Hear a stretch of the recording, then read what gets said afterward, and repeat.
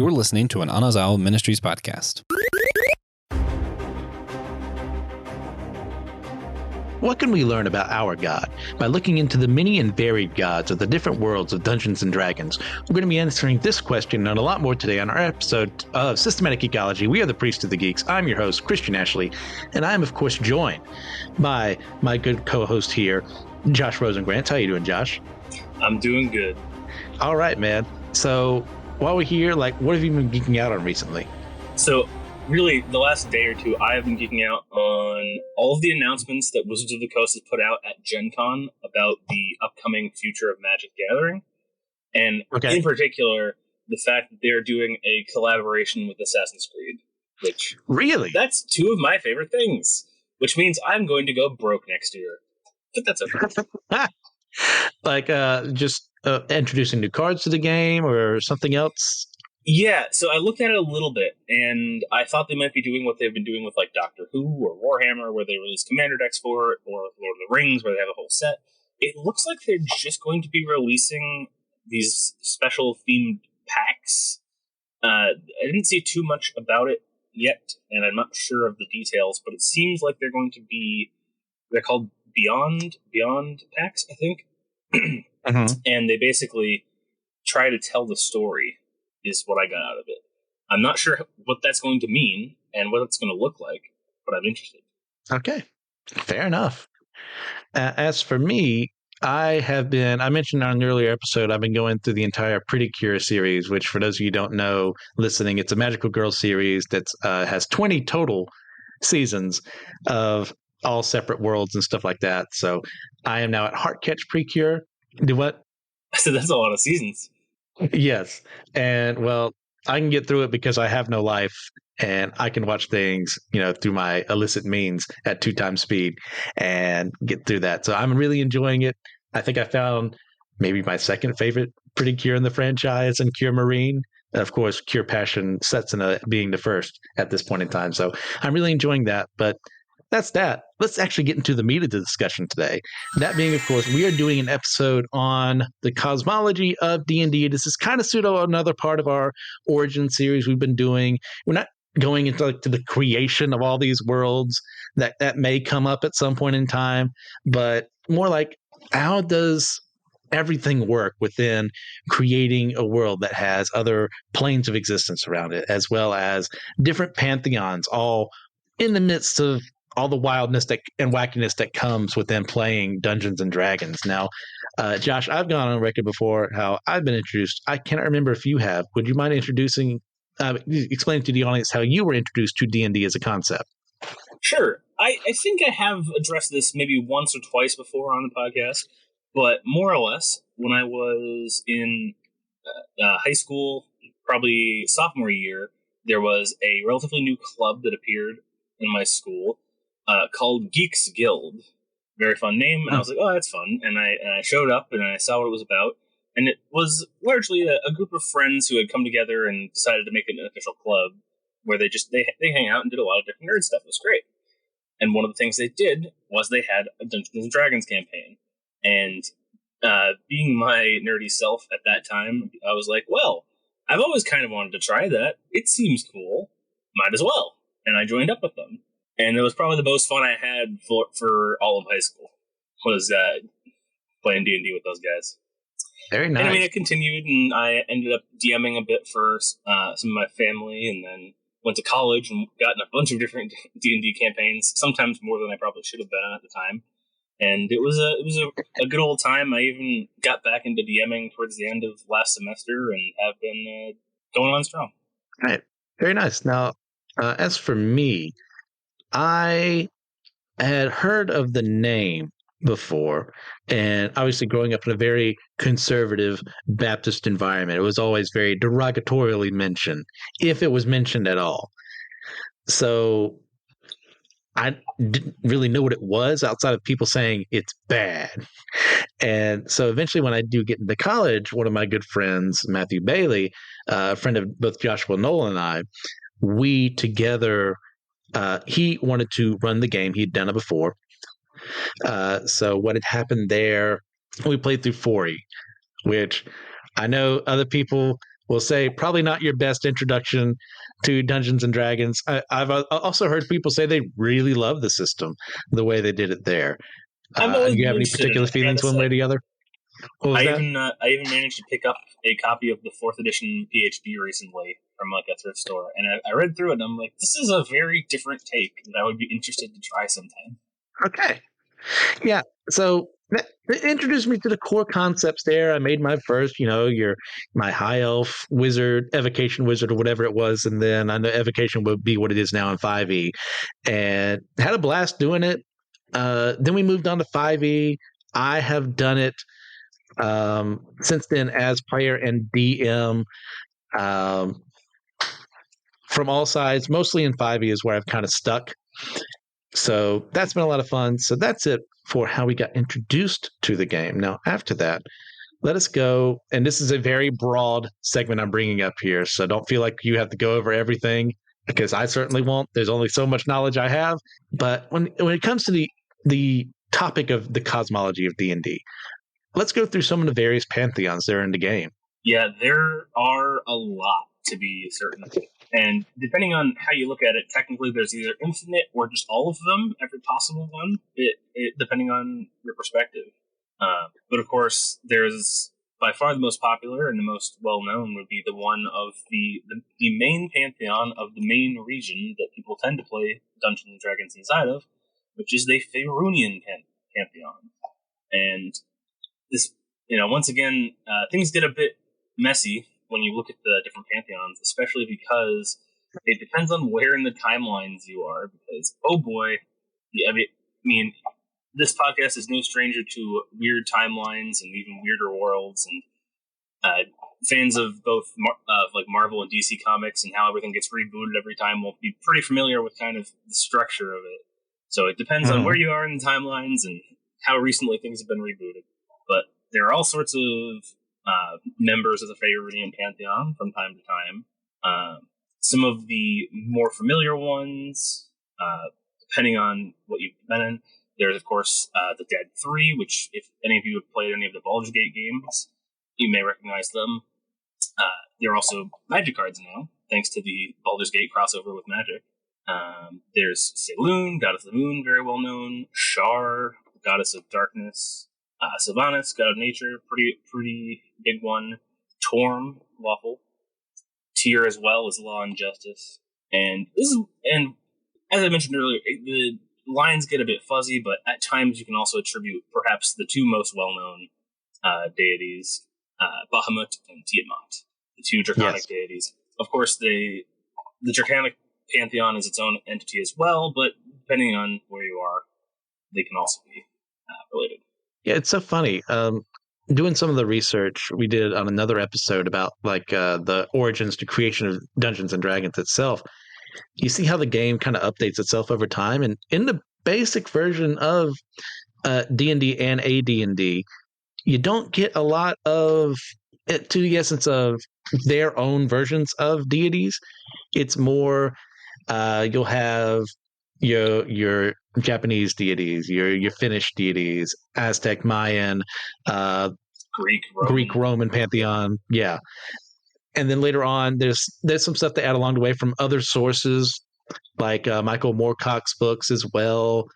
And then it's really in 3rd edition where they start like solidifying, okay, we need to make our own, and then expands in 4th edition, and 5th edition kind of like builds up on what's been there in the past. And as someone who came in 4E, like, I'm so glad, because that was my introduction. It went to this question in a second about our favorites and all that, to Ioun and stuff like that. Like, I made an entire character. Like, I read that segment of, I think it was the Player's Handbook or something like that. And it's been over 10 years, so I don't remember. But it's like, wow, this is so fascinating. And just to discover like this deep lore here of all these other gods, is like, this god is affiliated with the orcs and Grunch. And you have, even beyond the gods themselves, you have demons and devils too, and how they play into the whole idea of this huge hodgepodge of everything coming in here. Because you have your Asmodeus and all that. I mean, you brought up two things that I really wanted to hit on while we're talking about pantheons, which is that there are the different racial groups have their own pantheons in addition to the overall creating equivalent. Like you mentioned Grumsh, the patron god of orcs, if memory serves.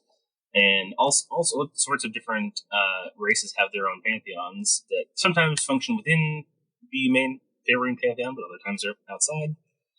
But the other thing that I really liked was you were talking about how, shall we say, real world pantheons known from mythology of our world. There's a lot of lore based on how they interact with the Faerunian world. In fact, if you look into the lore, it actually does say that they are canonically the same gods that were said to exist on our world, and that they just migrated across the dimensions because they were looking for more followers. It's fascinating. Yeah, there's some wild stuff in some of the deeper lore.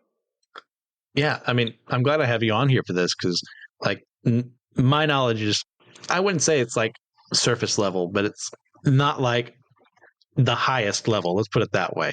So Gotcha. anything I can glean from someone else who knows a little more, I'm all for it. Yeah, and as I'll probably get into later, deity structures and the workings of gods inside the worlds of D&D tends to be something that I focus on both as a DM and when I'm a player. I like my characters to get involved with the gods, which is a bit sometimes a bit much, admittedly. But yeah, my first really deep character, I say really deep, comparatively deep character, not just a self-insert, was a cleric who started out with basically nothing about him, and he was just this cleric in this weird world. And then we slowly discovered through the course of the game that this world, which seemed to be somewhat monotheistic, atheistic world, actually the gods have existed the whole time. And there was this event, and then they kind of went silent, but they're still around. And he ended up leading kind of a revivalist group of bringing the religion back, which was a really fun storyline and has definitely set me in my ways of just really liking doing deity stuff in D&D. Yeah. I'd like to go a little more in depth on some of my stuff, but I know one of my current players listens. Austin, if you're out there, if you tell any of this to TJ, I'll murder you. But just this idea of, I mean, for me, obviously, we're both Christians. We come to this point of, okay, God is God, and that's the only God. But then I get introduced into a world where there are other gods. How does that work? Assuming this place is real in the Omniverse, what have you. And basically, I come to the point of they have deity-like powers, but they are not. At best, they may just still be just little g God versus him. So, and I know that's one of the reasons people in the Satanic Panic days would go, "Oh, you're worshiping other gods. These are idols and stuff like that." It's like, no, that's not really how it works. Yeah, it's really not. It's something that I was going to go into later. That just they're characters. It's not something we say is real. It's something we all acknowledge is not real, and that's why we like it. But also to your point, where the gods are all little g gods, as you said, and there's a very important thing in D&D where, at least following kind of the standard canon, which once again, D&D is what you want it to be. Your lore, you can throw everything that's ever been written out the window and play whatever you want. It's your world. Have fun with it. That being said, in the standard lore, the gods usually didn't create the world. Sometimes they created certain beings and certain aspects, but none of them created existence itself. Perhaps a little existential, but there's a very big difference where the gods are mortal in a very strange sense, because of course we usually say mortal when we're talking about the not deity people, like humans and whatnot, which is true, they're mortal. But in D&D, gods are mortal too. Gods can die. Gods have needs. and their powers are limited. D&D particular, and this is more true in older editions, you might actually know more about this than I do, because they don't talk about it at all in 5th edition, but when you're looking back on the lore as a whole, the gods, their abilities are determined on their portfolios, which not a word ever used in the 5th edition book that I've seen, but still kind of attributed, because basically when they say portfolios, that's what they are the god of, what they have their power over, and what gives them power. So to prior examples, Bahamut is the god of good dragons, among other things, and what his powers are and what he gets his power from is good dragons. And another interesting note when it comes to that is that the portfolios that gods have are not static. And what I mean by that is that they can gain or potentially lose, but usually not lose, new portfolios over time, generally speaking, as an interaction with another deity, and usually by conquering them in some way, and perhaps subsuming them as well. And so it's not uncommon for the powers that deities have to kind of get consolidated over time until there's some kind of tragedy, and then suddenly the old strong gods have died and their portfolios get scattered, and then new, smaller ones rise back up. Fascinating. Yeah, I don't think I've ever seen anything in official 5e material that says the word portfolio, but like you have their concepts and like this is what they're associated with in 5e especially. But that makes a lot of sense. Yeah, that's kind of what the cleric subclasses are based off as well, because you get life, death, forge, knowledge, all yeah. things. All right. So I kind of spoiled mine a bit, but what's your favorite deity from the game? Do you have one? There's hundreds of them. How do you narrow them down? So I'm going to give you 3 answers to this. Go for it. My first answer I'm all about cheating. Very, very basic. I love Bahamut. I love Tiamat. I love Vecna. 3 of the biggest, most well-known names. I know, but I love them. They're cool. They show up in any story. It's interesting already. And while technically not a deity, a near deific character in the Demon Lord Orcus, also very fun. He has a lot of very interesting story aspects too, and how he interacts with various deities are also interesting. Answer number 2 is, of course, my homebrew world and the gods I've been working out of there. I've got to say, I'm relatively proud of some of them. I am. I can tell enough that I'm not that good that some of them are very, I don't know, campy, shall we say. They're just little pithy things, but there are some that I quite enjoy. My last answer is, once again, going to... I've been talking a lot about magic in this D&D episode, which is not that surprising for reasons I'll probably talk about later, but the pantheon of Theros. Theros is originally a flame from Magic the Gathering, but it was published as a D&D setting in an official book. And it's a super cool plane, and it has a super cool structure. Theros is almost everything there is based on belief. The plane itself is based on belief. The way people believe in things affects the reality itself. And even more so than on other worlds, the people's belief about the deities affects the deities.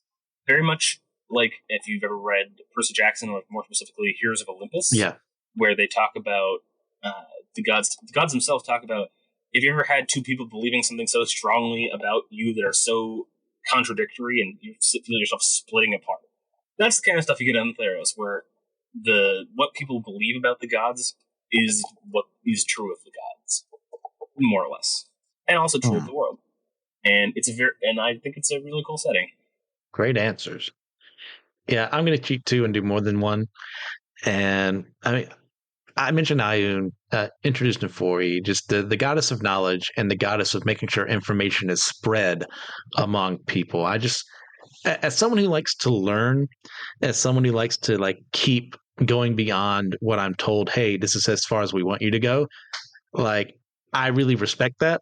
And I love doing it to the point of actually, in my first campaign I ever ran as a DM, I also did this for a pun. We'll get there for a second. Ayun and Tiamat actually merged after a battle the two fought together. And third parties as well were interfering, causing them both to die. But they merged as this one being who essentially became the head librarian of the town where all my players were playing, making her, when she revealed her dragon form in battle, finally, after she had recovered enough, a big bookworm. And and my players all took psychic damage from that because I just can't go without making puns as time goes on. So I really, oh yeah, I really appreciated her.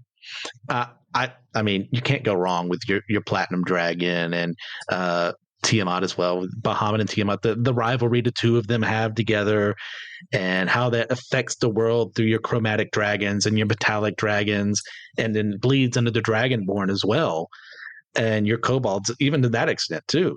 Love that. I've also, this is a super obscure one, but it's the only one when I was creating this character for another campaign that made sense. His name is Sendor, and he is from third edition. I think he's the god of time. So I had created the character who was going to be an ASMR, and she and her twin brother were being raised in this orphanage together, as long as everyone else in that campaign was, as we grew up a long time. And she could not say his name because he had been killed by Tharizdun, and there had been a curse put upon it. So whenever she would try to say his name, it was replaced by another god. So all these people kept hearing the names of other gods and goddesses. And I had a fun time like unraveling that mystery. So it's another one very personal to me. I love the two of them as well. So another aspect we get into D&D is that the material plane isn't the only really noticeable plane of existence. We have the Shadowfell, we have the Feywild, we have the Grey Waste, Pandemonium, the Elemental Planes, Isgard, so on and so forth. Like, let's go through a couple of those real quick. Do you have any you want to focus on? I have a list in front of me of the different planes, but ones I like to talk about. Of course, looking at the different, let's talk about a little bit how they're broken up before we get Yeah. Because there's a lot of different ways of organizing the planes and trying to view them in relation to each other. The main two of which are either the Great Wheel or like the World Tree. And the Great Wheel is what's presented in 5th edition as kind of the standard. And you have basically it's split up into the upper planes, the lower planes, the upper and lower planes collectively are the outer planes. Then you have the inner planes, which are the elemental planes, so earth, water, fire, and air. And then you have the material plane and its two reflections. So the material plane, as you mentioned earlier, is kind of what you think of as the world, just Earth-ish. It's kind of what. Sometimes it's also the solar system around it, but that gets really murky once Spelljammer exists, so let's not worry about that at all. So the two reflections of Earth you mentioned are the Feywild and the Shadowfell, kind of a lighter reflection and a darker reflection, not in terms of good and evil per se, just in terms of kind of feel. Because the Feywild has good and evil, and the Shadowfell is still pretty much just evil, but is a little wonky. Evil and neutral, let's say. Yeah. So, looking at that, that's what we kind of are presented with, and that's what we're shown. However, once again, if you dig back into the lore a little bit, and I believe there is one reference to this in the 5th edition Player's Handbook, in the section talking about cosmology, there is another plane that is not listed in Great Wheel cosmology like that. It is a plane that is at the center of all the outer planes, which is weird because if you ever look at the diagram, the center of the outer planes would then be the inner planes, and the center of that is the material plane. But no, there's this outer plane that is in the center. So it must be then, another dimension of the map almost. And this plane is called a lot of things. The most common name is called the Outlands. This is my favorite plane that I ever learned about in D&D. So it's called the Outlands. It's called God's Land, as in multiple deities' land. It's also called Friendly Opposition, and a bunch of synonyms of that. Basically, other than the material plane itself, this is the plane where everything comes together. This plane is inherently neutral. It is the true neutral plane because when you look at planes, they're also divided into the outer planes, at least, are divided based on how they reflect with the alignment system, which I definitely don't want to get into because oh boy, alignment is a mess. But this true neutral plane, it's so neutral that the powers of everybody there are dampened while there. Time itself seems to be dampened in some way. The strongest beings, even deities, aren't able to get to the center of the plane because things become so neutral that chemical reactions stop working, magic stops working, everything stops as you approach the center. So, of course, this is the perfect place for an interplanar bazaar and for just peace among all entities, to just kind of a very tenuous, it's not that we like each other, that we're peaceful, it's just we literally can't attack each other. So I guess we'll trade amongst ourselves and be able to go from plane to plane. So there's this whole city where there's gates that lead different places, which is Sigil, which you may have also heard of. Mm-hmm. And it's a whole thing. I love it. Yeah. Once you actually get into the nitty gritty of like beyond just basic your fantasy realm kind of situation in D&D, there's a ton to explore that I highly doubt people who've been playing for years have seen everything that the game has to offer, that they've been to every single plane in existence in the wheel, so on and so forth. But like, is there a particular one like you like really going to and exploring when you're playing, or like when you're fleshing it out as a DM? Definitely the Outlands, I'll be honest. Okay. But if we're ignoring the Outlands, then I'd say I definitely like the more chaotic neutral planes. There's a lot of very interesting things to do with them, like Limbo and Pandemonium. But there is another layer that I should talk about that is also one of my favorite things. Surrounding and encompassing all of these planes is the astral plane. Mm-hmm. Which is kind of the great nothingness between everything and also kind of still a thing. And we still have to ignore Spelljammer for this to not go off the rails. For those of you who don't know what Spelljammer is, I've mentioned it twice, so I should at least tell you what it is. Spelljammer is like, hey, what if all of the different worlds that we played in were like different galaxies, and there was magical space travel, except for space wasn't space. Space was the astral plane, but it was also space. Don't worry about it. Yeah, so it's a bit of a mess, but it's a cool setting, and they did just come out with it in 5th edition, kind of, a year or two ago now. Yeah, I think the general consensus from people who played before is it's not exactly a dumbed down version, but more accessible. That's pretty much, if we're being charitable, in a nutshell, is that it's not necessarily dumbed down, but it's certainly more open to interpretation and more standardized and a little just easier for people to understand, which has good things and bad things about it. Yeah. I'm a person who loves specificity, so as time has gone on in 5e, I've gotten a little irked with like how some of the directions they're taking with like, this could be how things are. General and more general. Yeah, it's like so that's what it is there. As far as planes are concerned, I mean, maybe it's basic, but the Feywild has always been something I'm super interested in this reality that looks so close sometimes to what we would see in the material plane, but there's always a hidden agenda there. There's always, I have to watch every single word I say because it could get twisted and used against me, and sometimes even used for me. I love the Fae as a political thing. There was one example from it was from a podcast. I think it was from Tabletop Champions, which I definitely listened to a lot back in the day, where they walked into the Feywild, where they interacted with the Fae for the first time, and as a greeting, this Fae creature went, "Oh, can I have your name?" And they said yes. They gave them their name, and they're like, "Cool, thanks. Now your name is your name backwards. Bye." And then for everyone else in the reality, they just remembered, oh, yes, their name is just backwards from what it used to be, and that's normal. Yeah. That's one thing, too. I always, when I do put my players in the Feywild eventually, I write down everything someone says, because there are always ears listening. If you say the wrong thing at the wrong time, you owe someone a debt, or you have to give them something. But that also works for the Fae, too, because they have to be careful about what they say. So it's super interesting to me that I have to be on my guard as I'm speaking to say things that, okay, they would word it this way. So I really love doing that.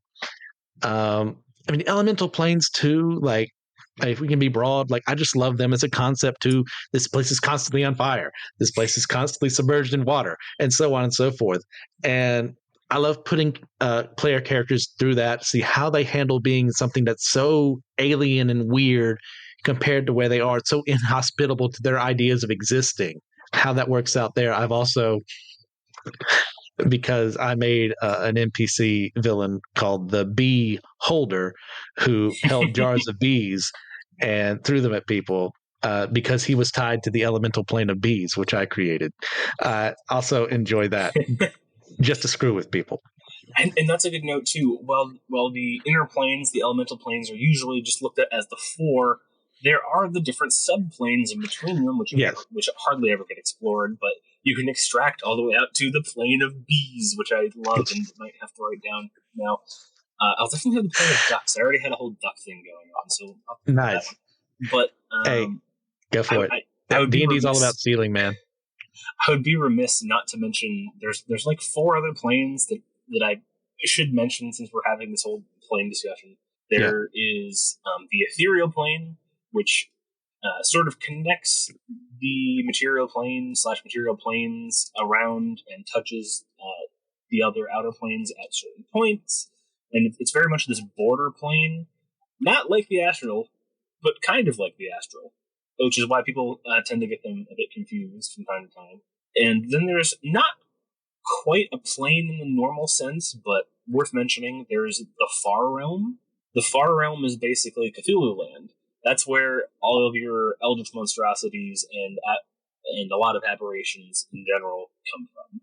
It's this place beyond anything conceivable that might not technically even be a place, and it's just very little is known about it. But then the other last 2 that I want to talk about are the positive and negative plane. Yes.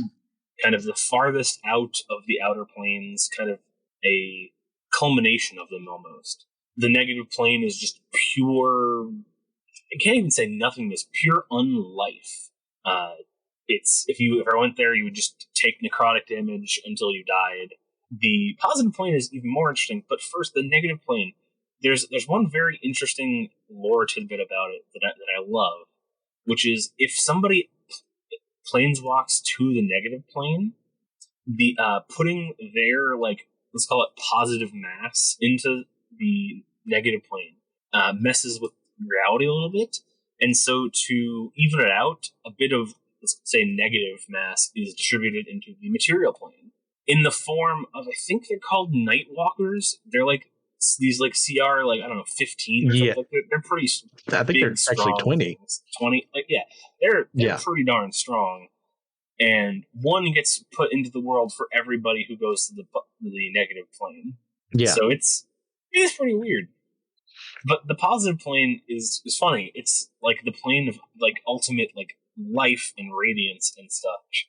But like so much that actual creatures can't survive there. It's too much of a good thing for them. Yeah, it's too much of a good thing. The description of what happens to a creature that goes there is basically something along the lines of they get so much life energy that they just kind of explode.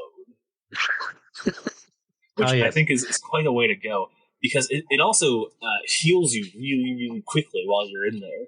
So you might get trapped in this weird kind of life limbo where you're exploding and healing just as fast as the other. Yeah. I'm glad you mentioned those other subplanes of the elemental planes, because that reminded me of something. 2 years ago, I ran some of my players for a couple, not one shots, it was like 4 or 5 total, where there's this region of my world called the Floating Isles in the middle of the ocean. And they learned through the process that every single island there is tied to one of the elemental planes. And not only that, but they're all on the back of dragon turtles going around in the ocean. That's why they're floating isles, because they keep moving.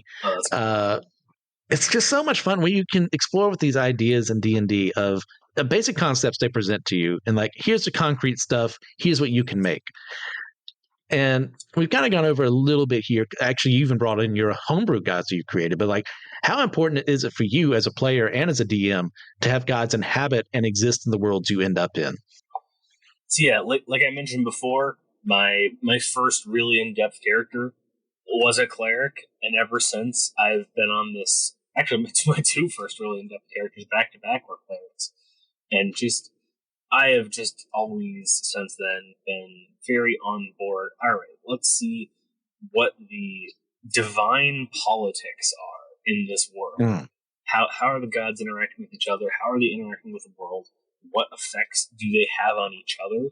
And I've just always got a kick out of it, seeing the interplay between them. Yes, well put. Because I love this idea of there are multiple deities here. They're all vying for mortals' affections and worship and belief. Like, what happens if a worshiper of Pelor starts worshiping Arathis and stuff like that? Do they share? Do they like sharing? Or what happens when you have someone like Vecna around and he's spreading discord and whispering secrets into people's ears? And then you have Ioun who's like, hey, we should have open knowledge, but then you're just whispering things that are causing harm to the world. How do we fight? Like, do we use proxies? Can we actually fight each other? What is preventing gods from being inside of the world, like slugging it out with each other? I mean, that's a very good point. And depending on which world you're in and when, there are real answers to that. Especially that last one with wouldn't gods just fight themselves each other to the death? And the answer is sometimes, yeah. Especially there are certain periods in time where the gods had writ large to just literally take their actual selves and go to the material plane and duke it out with each other. And this caused a number of calamities, including, I believe, what is just called the Calamity, or the Great Calamity, where the gods wreaked havoc on the world such that everything got reset. That's like one of the reset buttons they used at some point, along with all sorts of other rewards. But usually, there is a reason that the gods are not able to go there. There is either like a agreement between gods, or there's one particular god that is at least vaguely strong enough to say, hey, if anybody goes there, I'm going to stop them. And the other deities know that they can't take them to fight. Or there is literally an over-god, a higher deity over the deities that is supreme over them and can tell them, no, you are not going to do that. The second case I mentioned is true in the plane of Theros. There is one of the eldest gods basically says, hey, I'm stronger than basically any of you by yourself. Anybody goes there and starts messing around, I'm going to beat you up and send you back. And that more or less works until it doesn't. But I very like the third approach, personally. There is a over deity, someone who has more supreme power. Of course, then you have to approach, okay, so then what is their motivations, and why are they letting the good and evil deities both exist and interact with each other in the world, which I think can get very interesting. Yeah. Well, you kind of touched on my next question. I'll just go ahead and get in there too. Like, in a world where multiple gods exist, what do you think is the right way to handle their place in the world? Like, you kind of went in there too. Like, you like the idea of there being this over god, this over boss over everyone, over deity. How did you word it? Yeah, over deity was one of the ones I said. Over god. Okay. Yeah, but like, okay, how does that work? What makes them so much better to be able to do that in your world, let's say? So, well, I want to make like three different asides here, which we can talk about my world, but to talk about Faerun for a second, there actually is, or at least was, canonically, an over deity over Faerun. There was this being known as Ao, which is literally like the letter A, the letter O, and that was all they were known as.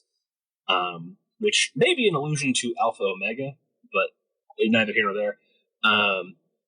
So Ao basically existed pretty non-interactively, and until something would upset like the cosmic balance so badly that he just has to get involved and like stop them. And it's a character that very, very rarely appears and is very significant when it does. Very much the one above all. that kind of thing from comics. Yes. And I think it's actually a pretty good approach. And in my world, well, of course, I run into the same problem as you. Is there's a lot I could tell you, but then it'd be on the air, and then if my players have responded, it'd be interesting. But what I will say is that there is a deity that is stronger than all the others, that keeps an eye on the others, and he has a reason, a very good reason, in his mind at least, for why he lets them do what they do and why he restricts them.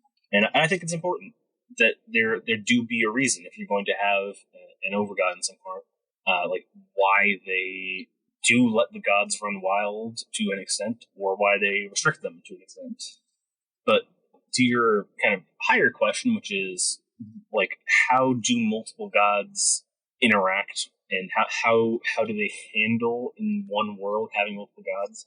I think the easiest way is a very Greek approach, and one that matches like Theros, which you figure Theros is very much just based on Greece, where none of the gods are truly all powerful. None of them are truly in charge. They're all these powerful beings, and as I mentioned before, not truly immortals, but they actually need mortals to exist, or at least to keep their power. They are reliant on the worship of mortals, and they are restricted in what they're able to do based on what their own aspects are. So I like that a lot. And for me, like when it comes to what I do for this situation, it's my overdeity is just God.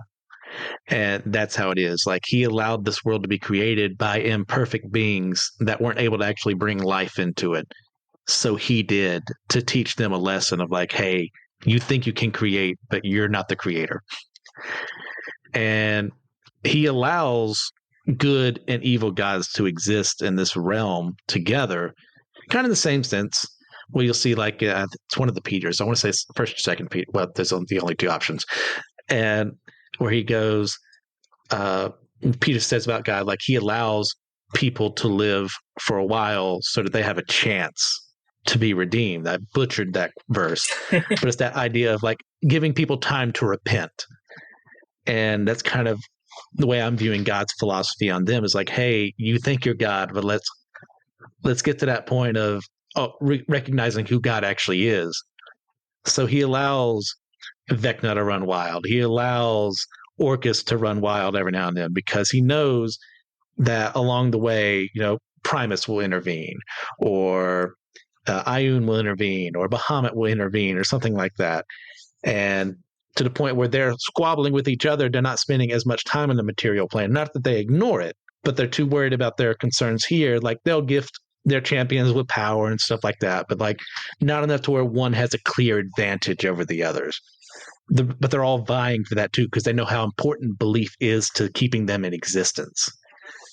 So I kind of use like the American gods idea, which spoilers for my recommendation, in that gods need belief in order to exist outside of capital G. Right. And I think that's, one of the most important and significant differences when it comes to gods versus God.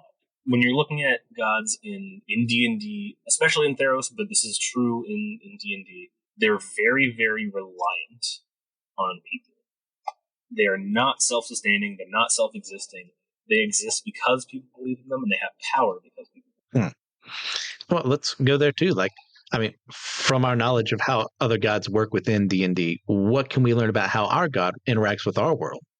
Well, I'd say that as mentioned before, that's one of a huge difference, is that like God is self-sustaining. That he interacts with our world in the ways that he does because he loves us and because he wants to interact with us, not because he has some need for as many people as possible to acknowledge his existence. Yeah, precisely. I mean, you hit it on the nail there. God doesn't need us, but he still chose us. As compared to these beings, these lower G gods that require humanity in order to keep existing, which, I mean, kind of, if you're going to go meta, is in the sense of as we created these gods. Otherwise, if no one thinks about them, no one will know they exist anymore. So that's a lot of fun there. But like God doesn't need us, but he still chose us.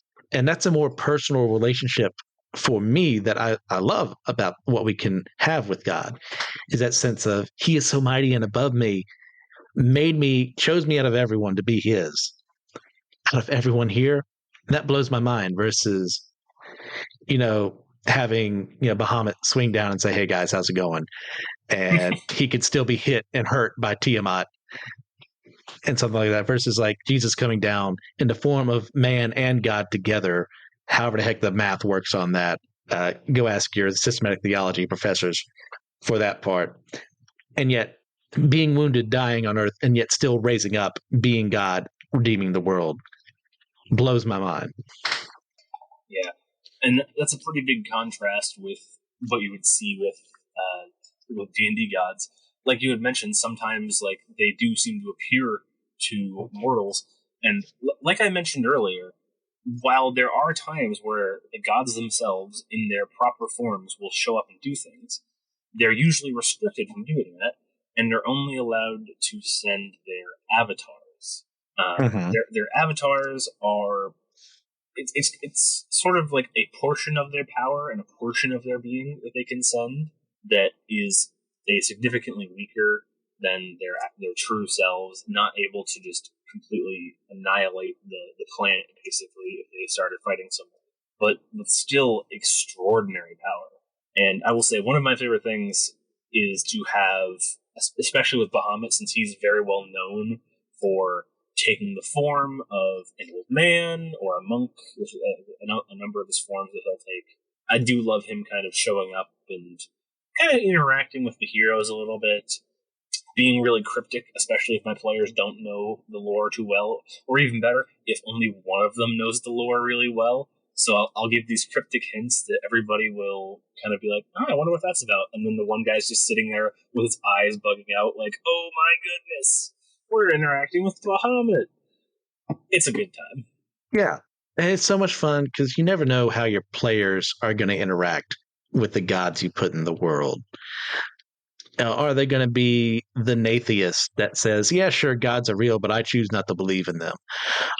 Are they going to be wholly and completely devoted to this God and at the expense of others and not going to recognize the accomplishment of others? There's so much that can happen in these games that, like, if you don't experience them, you're not going to really truly understand. Yep. And it's really cool, especially both in your standard Faerun and of course my pet world of Theros. How the gods are pretty much known factors. Mm-hmm. With very few exceptions, everybody acknowledges that they all exist and they all have a lot of power. And your generic person will not necessarily have one patron deity that they follow. Of course, clerics will, and certain people will as well. But most people will have this kind of pantheistic approach to Yes. them. They will acknowledge and revere all of the deities. And sometimes they'll have ones that are a little more on one than others. But the most often is just kind of everybody, depending on what they're there for. They're very Greek. It's I'm farming today. Well, it's pray to the nature goddess kind of thing. Mm-hmm. And of course, sometimes you have clerics or paladins that are very attuned to one deity. What's interesting is when you have when you try to introduce like atheists into a world with like provable known deities, which it's so funny that they actually made it a kind of like a background. I think it's actually technically a modification upon backgrounds, but I don't remember exactly how it worked in the Theros source book, called Iconoclasts, which Iconoclasts, their whole thing is just that they acknowledge the existence of the deities, and that is as far as they will grant them. They acknowledge that the beings exist, and they deny them being divine in the like higher being sense. And there's like, these are powerful people, and they're all jerks, and we don't want anything to do with them. Have you ever read the Dresden Files? No. Okay, there's a character there named Sonya, and he's one of 3 people in the world who are known as Knights of the Cross, and that they are specifically imbued with power by God to do good in the world. And he wields a sword that has, I think it's one of the nails from the cross embedded inside of it. And he's explicitly talked to an archangel, and he's still an atheist.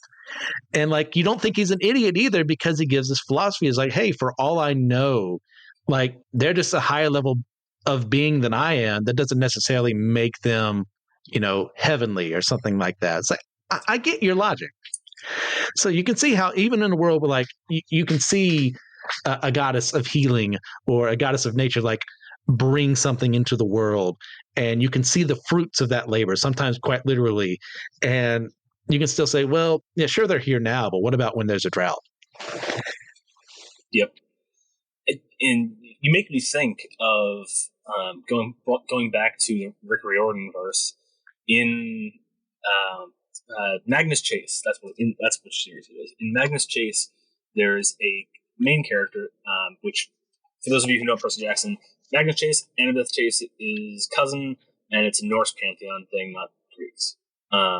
So the Valkyries exist, and one of the Valkyries, are just these chosen women that do, for the purpose of this, chosen women that fulfill the needs of Asgard. So there's one Valkyrie who is a practicing, believing Muslim, and it's this really interesting scenario where they address it with her at least once in an actual conversation between her and the main character. Just so you're in Asgard, you have the powers of the Valkyrie, you've met the gods, you know they exist. How are you still a believing, practicing Muslim? And I think that was one of my favorite interactions with her and in that book series.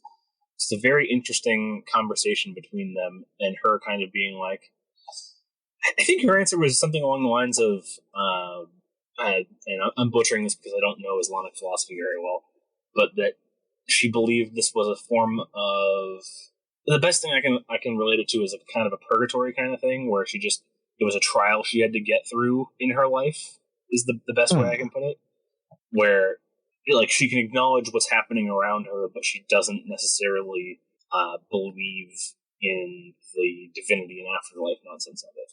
Now, that's a series I need to get back into. I stopped halfway through the Roman stuff, and I know we get to the Egyptians and the Norse gods as well that Riordan got into. So I have those books, but I just haven't read them yet. Oh yeah, the Egyptian one, Kane Chronicles, pretty much the only one that's mostly not related to the others, but boy, is it fantastic. I would recommend that.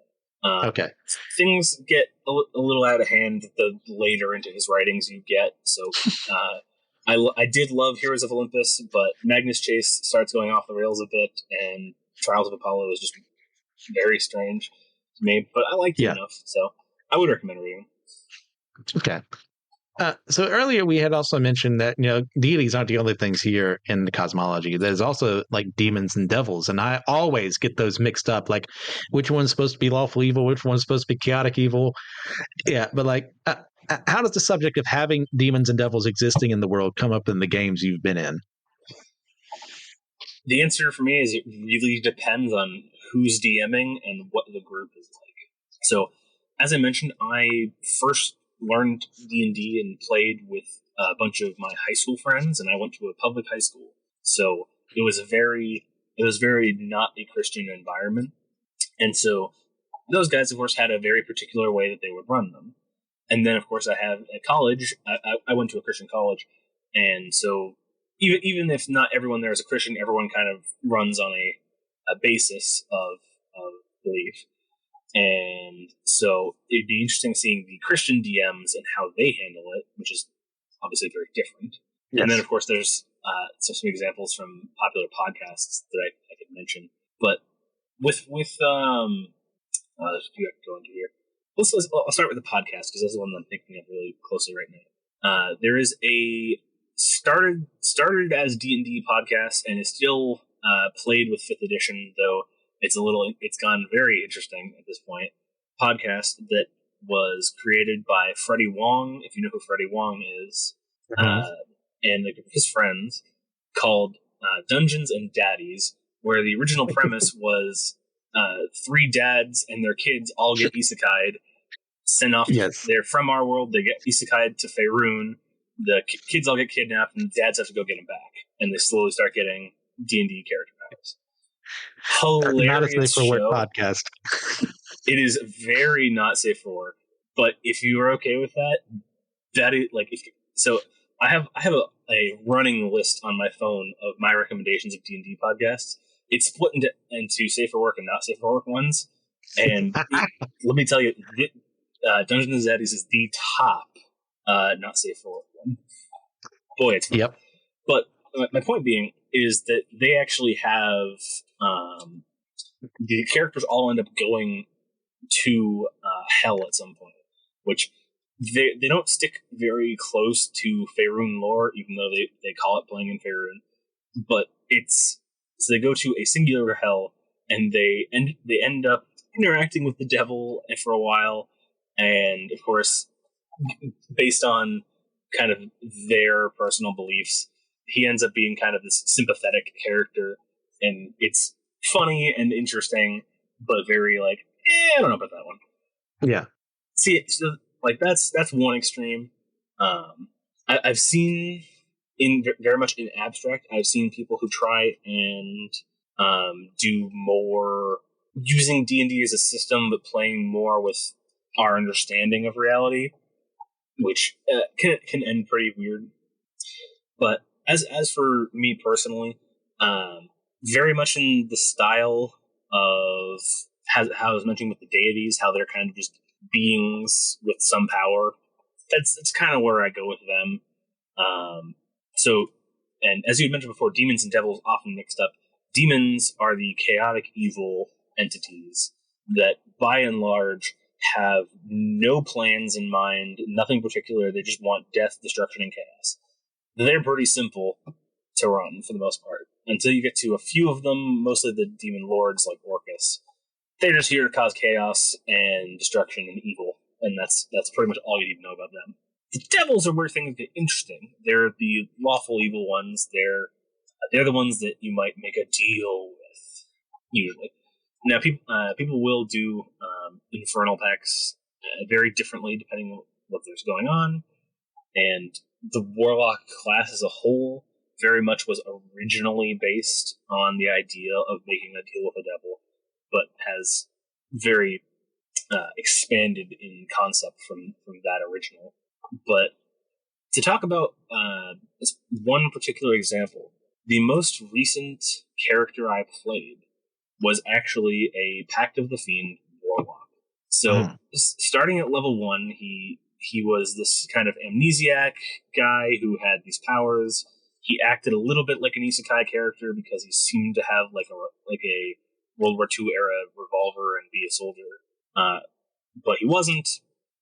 And I had a whole story arc planned with him where he had lost his family to a demonic incursion, and for those of you who don't know, the demons and the devils have an infinite war going on at all times.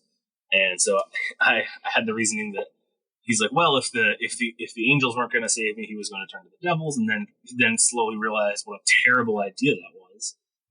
Except for in the second session, he died. That was a whole mess. But he later came back into the campaign, and the devil that he had made a deal with was one of the main antagonists at this point in the campaign. He was trying to make an incursion onto the material plane. He was trying to just basically take over the world, classic evil guy stuff. And so a very large part of my personal character plot and a fair bit of the overall plot then became freeing my character from the deal he had made, which for him eventually meant he submitted himself to one of the good deities, and basically in return for not getting dragged back to hell and turned into a devil, which is what happens when you make a deal with a devil in D&D. Instead, he became an angel in service to a deity forever, and it was kind of this very interesting ending for a character. One of the most satisfying kind of bittersweet endings because his family's all still dead, although they're in the upper planes. But you have the party has fulfilled their goal. They're all the heroes, and he is just dead now. I mean, in a mortal sense, he's dead. And rather than his soul going on to be a devil, his soul goes on to be an angel. But the ending was basically, and he spent the rest of, I'll say eternity, but realistically the setting is weird, so not eternity, serving this god. Okay. I love when a DM will still use aspects of a character from someone, even though they're essentially gone from the campaign. I've definitely done that before. Because you think, oh, my character's dead, nothing matters, moving on, next character. It's like, and I love when they twist it around and say, nope, still matters. You made this. I'm going to make it work. Oh, it's great. That same campaign, somebody had died right when I did, and we ended up meeting the character's, I think it was either mother or sister, a few sessions later, because we were in the area where the character lived. And we had to have a lot of interaction with that. I think on the subject of devils and demons, for me, I mean, obviously, from the Christian perspective, I don't look upon them very favorably. And I make them, they're evil. They are pure evil, but that evil comes in different forms. You have the demon side, you have the devil side, you have the interest of, we're going to make this contract, and it's just going to come into being like 20, 30 years down the road. You don't have to worry about that. Then you have the death and destruction. We're just going to cause that right here. In the midst of, you mentioned the blood war earlier, this eternal war between the two factions. So I always have them trying to gain a one-up on the other. How can we screw with the material plane to get more people on our side? How can we do this to get them to actually go into the nine hells or wherever and kill those demons, devils in these different parts of the planes of hell and kill them there, which kills them permanently?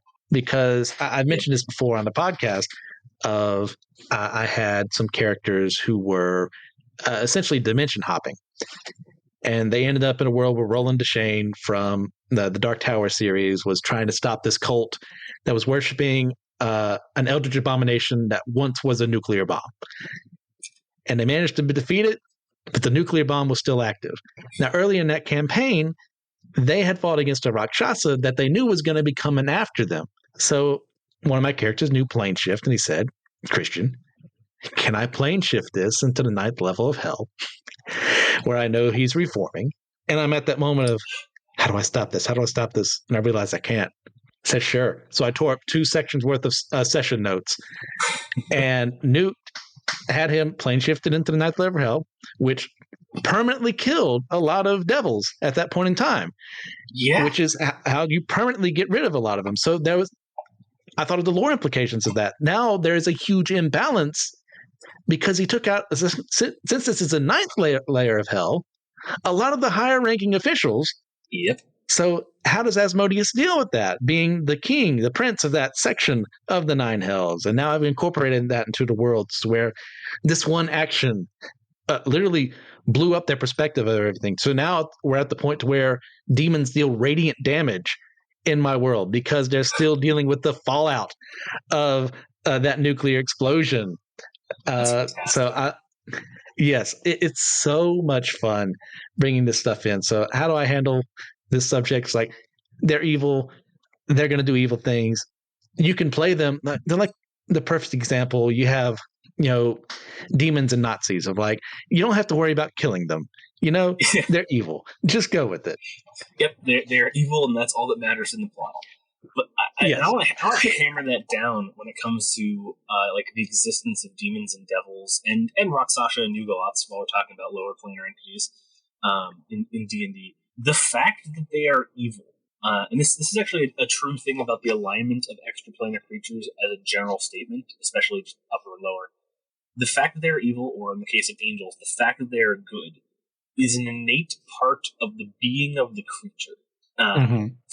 If a devil were to ever be good, not that they couldn't do a action that could be perceived as good, like, yeah, they could. But if a devil was to ever truly become good, they would cease to be a devil. Like, it is so fundamental a difference of their nature. And the inverse of this is also true with angels. And, of course, one of the more famous examples is Zariel. She was the angelic arbiter that watched over the blood war from the angels' perspective to make sure that they kept each other in check forever. But then she wanted to destroy them. And so she went down to join the battle and ended up becoming a devil herself. Oh, yes. Yeah. We barely scratched the surface on everything that gets into the cosmological side of D&D, but this episode was going to be longer anyways because of an announcement that Josh here is going to be making. Do you want me to go through it, or do you want to go through it yourself? You can keep going. You're doing good. Okay. So this is going to be Josh's last episode as a full host of the podcast. Now, Josh, can you go through where your journey will take you next? Yeah. So for a while now, my episodes have been slowly more and more dispersed. It's been more spaced out when I've been here. And it's more or less, I'm going to take that to the extreme. I'm not going to be a host anymore in the sense. I'll still be around. I'll still be in the community. I'll be on the Discord. I'll help out from time to time. I'll guest on episodes, perhaps. If you do another D&D or Magic episode, give me a call. But that being said, it's kind of time to transition for me. I'm just out of college. Lots of different things are changing with my life, trying to get my career going. Going to end up moving probably sometime in the near future. I've had several personal projects, both podcast related and not, kind of on the back burner for a long time. And my hope is to get them out to the foreground soon. No firm names or release schedules for any of these, but things you may or may not see from me. And if you do, you will likely get a nice little promotional blast from Josh Noel, because he was like, "Oh, please, if you do anything, tell me. I'd love to promote it." But so there's a pretty good chance that in the near-ish, and when I say near-ish, I mean in like the next year future, you might see from me my own podcast, which would be somewhat similar, but a lot more rambling, as you can probably tell by how I am on this show. I ramble a lot, and there is a version of that my friends and I have been planning out for some time now that we might put out, as well as in the next year or two, it's very possible that I might be doing a D&D actual play podcast. Okay. Sneak peek of what might be to come. Gotcha. Well, thanks for sharing all that. And when it does release, absolutely, we'll be more than happy to spread the knowledge, let more people know and subscribe to stuff like that. 'Cause, I mean, we don't ever want to be those people who's like, hey, you were a former host, now you're gone, and you have no more worth to us anymore. And that's not fun. That's not fair. I mean, we love all the former hosts that we've had on this show, and we want to show them, and we want to be a little bit better too about communicating to you guys listening, like when someone leaves the show and like what's going on there. So you're not just worrying like, do they all hate each other behind the scenes? Is like something going up like that? So this is us trying to be transparent to you guys as well. So thanks for sticking out through this, and a special thank you to Josh too for doing this with us, to like give him like, I mean, technically a final send-off, but not really, because he will be back. Yeah, final-ish. Like I said, final-ish. I'll be around. There's certainly no bad blood between us. It's just I've got. It's been hard enough for me to schedule recordings with you guys lately that I just didn't feel it was right to continue on as a host. So. Yeah, not everyone's me with no life or ambitions in seminary where I can just record whenever I want. And, you know, everyone's at different stages. So that's where we're at right now. And that's where Josh has to go.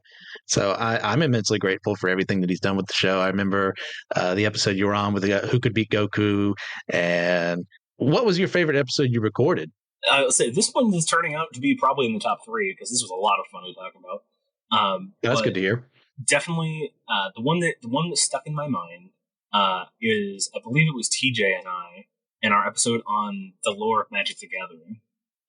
Especially on the planes, and how it echoes this one. And there's a lot of And this is a very general overview, and don't worry about the specifics, since we get into that, we'll talk for another 3 hours.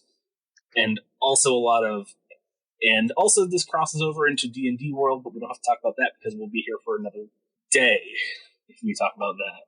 So it was, like I said, as I mentioned, when I'm probably going to do a very rambling podcast, going down on tangents is a big thing, especially when I start talking about stuff like this and stuff like that. So it's a good time. Yeah, that was a good one. I mean, it's clear you two like love the game, and just talking about it together. That was how many episodes ago was that? Was that an earlier one? It was pretty early into me being a host. That's right. Okay. It wouldn't. No. I'm trying to get my timeline correct here. Last fall? It was probably fall 2022, if I had to guess. Okay. Yeah, I always remember, like, first time I met you, we did that one special for live to Facebook, and you mentioned you had just seen Ghostbusters for the first time. And the moment you said that, you had like 5 different people like, what do you mean you haven't seen it before now? It's yeah. Hold on. Yeah. Let the man, like, just talk for a second. Yep, I remember that. That was a good one. Just everybody was like, what? I love coming out of left field and stuff like that. Oh, yeah. So, last question for this part. What would you have liked to have done an episode on that you never got the chance to do? So, I wrote down an answer to this question beforehand, and it's even more true based on how much we've been talking about it. I would want a dedicated episode to exactly how Magic and D&D interact with each other on a lore level. Because there's a lot of stuff on that. Like between the Planescape, I think. I get them mixed up a bit. Setting for D&D, which was just basically playing a Planeswalker and jumping around the different worlds of Magic, to just the fact that there's been 2 sets of D&D cards released in Magic, and how the interplay between them, and the importance of Baldur's Gate, like just a very oddly relevant thing in different properties.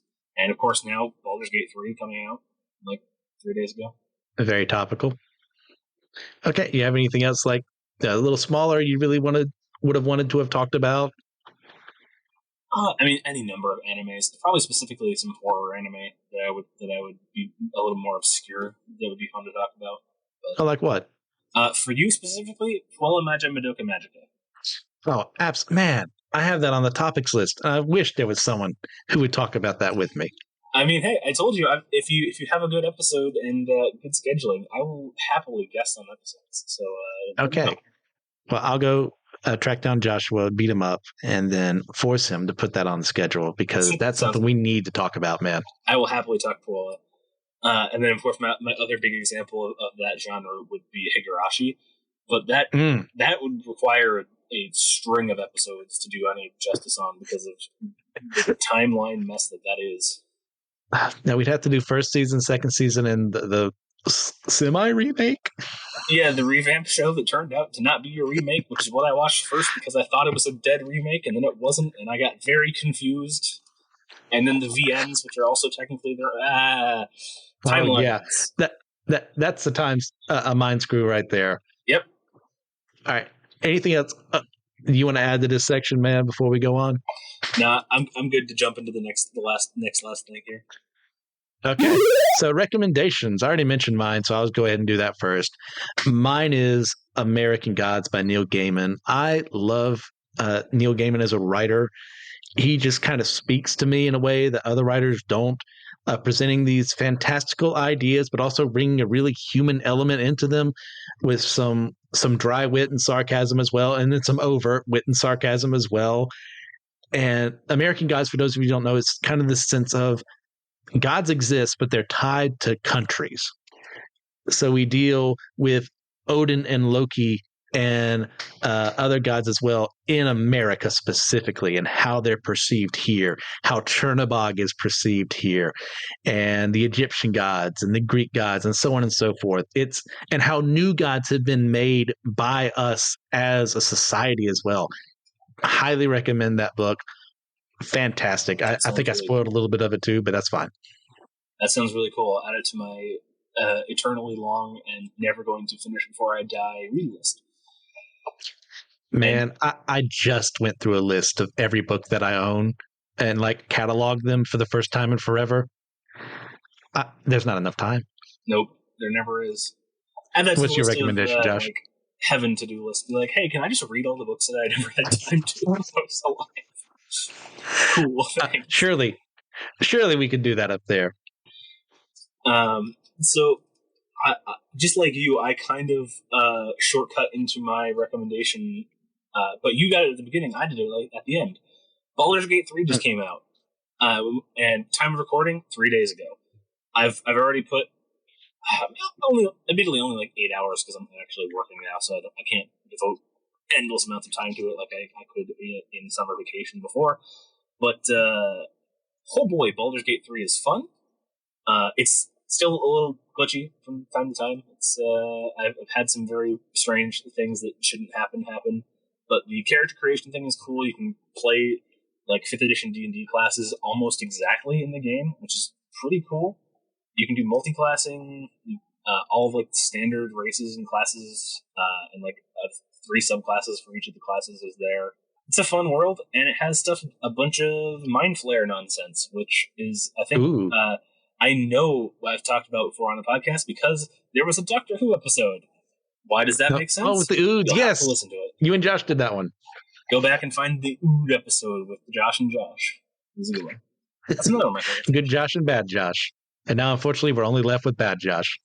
But that's okay. Hey, we'll make do. Not bad Josh. Josh with bad opinions. let's be a little nice to Josh. You know what? I'll make him happy, and I'll say Nega Josh, because I know he loves Nega Duck. All right. All right. So, guys, thanks for listening to this episode. I know it's a little longer than what we normally do, but we just had to have a good send-off here for Josh and all the good work that he's done for the podcast. So, with that in mind, just shower him with praise. You see him are you on the Facebook group as well? I know you're in Discord. Yep, I'm on Discord. I'm on the Facebook group. Okay. Yeah, let's let them know, like, hey, I really enjoyed what you had to say here. I'm looking forward to what your next projects would be, because I know we're looking forward to them too. It's been a fun time talking about this stuff. Like, we barely, like I said earlier, scratched the surface of all the things we could talk about when it comes to the cosmology of D&D. But we had to stop at some point in time. So you guys have a chance to just leave us a 5-star review on your podcasting platform of choice. Check us out on YouTube. I just did an episode about the origins. I said earlier about D&D, how it was created, and how we kind of interpret the game in our own way when we DM. That was a ton of fun. If you have some future episode topics you want us to discuss, like let us know on Facebook, Discord, wherever. That way we can know what you guys really want us to do and then reward you with that knowledge. We've done it before. The Tron episode we had earlier was a lot of fun to listen to. But remember, we are all a chosen people, a geekdom of priests.